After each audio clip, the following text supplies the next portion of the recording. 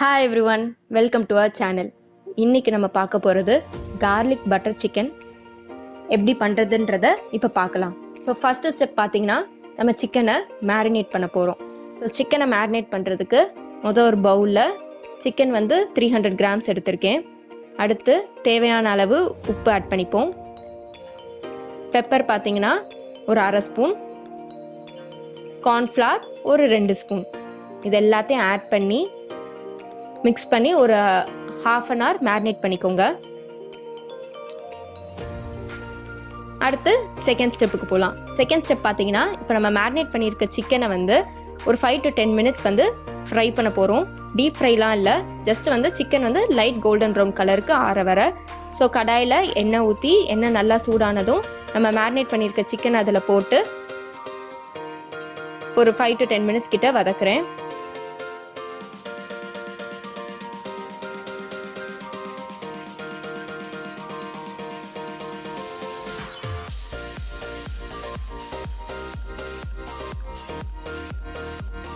So இந்த ஸ்டேட்டுக்கு வந்த பிறகு சிக்கனை எடுத்து வச்சிடலாம். ஸோ நம்முடைய சிக்கன் ரெடி ஆயிடுச்சு. அடுத்து 3rd ஸ்டெப் போவோம். 3rd ஸ்டெப் பார்த்தீங்கன்னா சாஸ் ப்ரிப்பேர் பண்ணுறதுக்கு. ஸோ கடாயில் எண்ணெய் ஊற்றுங்க.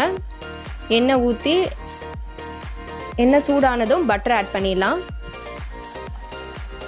சப்போஸ் உங்களுக்கு பட்டர் பிடிக்கல அப்படின்னா ஆலிவ் ஆயில் கூட ஆட் பண்ணிக்கலாம். அடுத்து ஸ்ப்ரிங் ஆனியன் ஆட் பண்ணுறேன். அப்புறம் கார்லிக் ஒரு 3/4 கப்பு, அதையும் ஆட் பண்ணிடலாம். ஸோ அந்த ரெசிபிக்கே மெயின் இன்க்ரீடியன்ட் பார்த்தீங்கன்னா கார்லிக்கும் பட்டரும் தான்.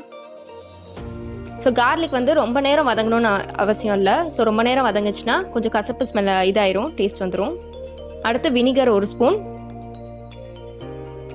அப்புறம் பெப்பர் பவுடர் ஒரு 1/2 ஸ்பூன், இது எல்லாத்தையும் ஆட் பண்ணி கொஞ்சம் நேரம் வதக்கிக்கோங்க.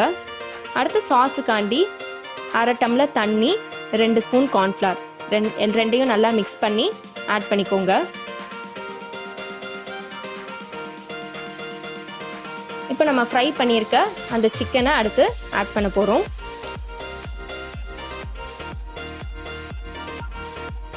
இப்போ அந்த சாஸோட நல்லா மிக்ஸ் பண்ணிடுவோம். ஸோ ரொம்ப ஈஸியான ரெசிபி. இந்த மேரினேட் பண்ணுறதுக்கு மட்டும்தான் உங்களுக்கு 30 minutes ஆகும். மற்றதெல்லாம் ரொம்ப சிம்பிளாக பண்ணிடலாம்.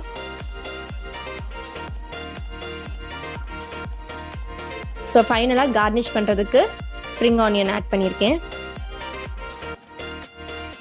ஸோ அவ்வளோதான், நம்மளுடைய ஈஸியான கார்லிக் பட்டர் சிக்கன் ரெடி ஆயிடுச்சு. இந்த ரைஸோடு சாப்பிட்டிங்கன்னா செம சூப்பராக இருக்கும். ஸோ நீங்களும் ட்ரை பண்ணி பாருங்கள். உங்களுக்கு எப்படி வந்திருக்குன்றத கமெண்ட்ஸில் ஷேர் பண்ணுங்கள். ஸோ மறக்காமல் சேனலையும் சப்ஸ்கிரைப் பண்ணுங்கள்.